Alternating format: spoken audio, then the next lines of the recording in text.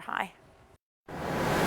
It's a hard-hitting issue that we hear warnings about time and time again, concussions. But more and more technology is being developed to combat brain injuries. Some of the most innovative research is being done in our own backyard. Matt Baumgarten spoke with doctors and researchers at Penn State and found out what's on the horizon for concussion detection and recovery. Matt? Yeah, Tim and Jessica, doctors say that the more and more they learn about concussions, the more important it is to develop more reliable ways of both diagnosing those concussions as well as mapping out accurate recovery times. That's exactly the kind of research that's going on at Penn State right now, both at University Park and the Hershey Medical Center. I got an inside look at what could be coming next to both the doctor's office and the sideline to address an injury that maybe until now has done its best to elude the power of modern medicine. It's not like a broken arm where 3 weeks in a cast and you're good to go.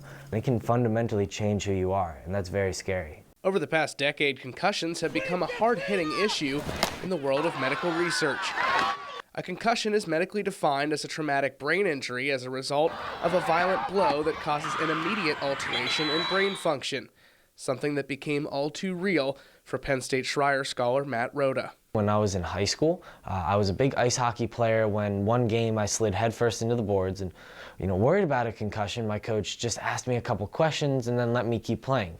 The reality was I had a concussion so severe I had to miss nearly 2 months of school full-time, was in and out of doctor's offices.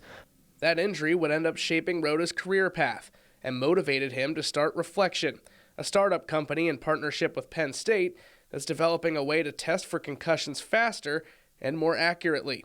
It differs from typical concussion testing, including the popular impact test. It seems like just an arcade game. This test consists of a 6-foot-long board of 6 LED panels called the Edge, with hundreds of sensors that light up. Really, we are able to break down important aspects of the brain. And it only takes about 30 seconds. This is just one example of many tests that we can do where lights appear quickly and you have to touch them as accurately and as quickly as possible. From this test, we are able to look at speed of information processing, your anticipation of these lights, how many are you able to get in general, is your hand-eye coordination accurate? The Reflection Edge is still in preclinical development, being tested by Penn State athletes, including the football team. But Rhoda says the end goal is to create a finished product that's affordable for high school programs and mobile enough to detect concussions right on the sidelines.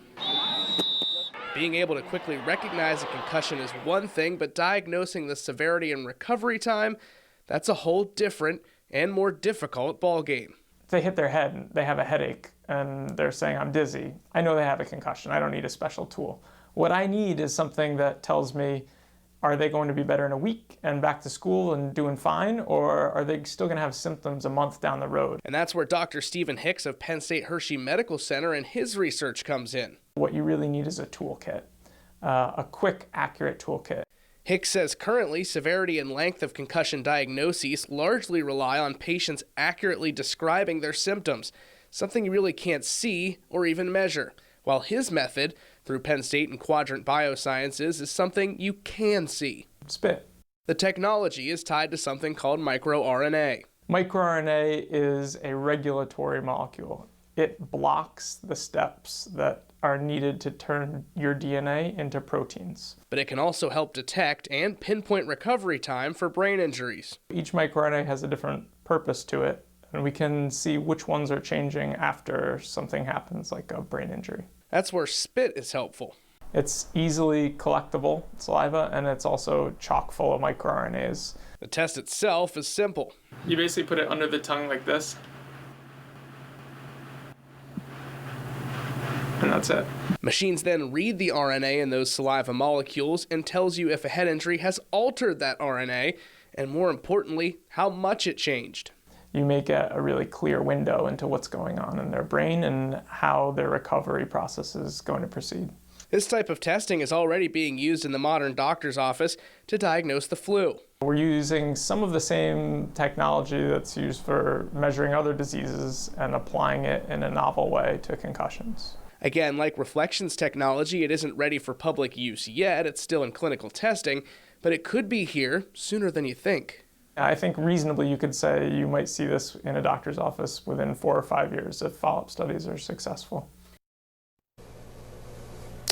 Now, Dr. Hicks says the technology still has to go through more medical studies. That will take a couple of years, and once that's done, like any new scientific discovery, it will also have to go through government regulations and also some red tape before it can be used on patients. Live in State College, Matt Baumgarten, 6 News. Thanks, Matt. The time is 6:17.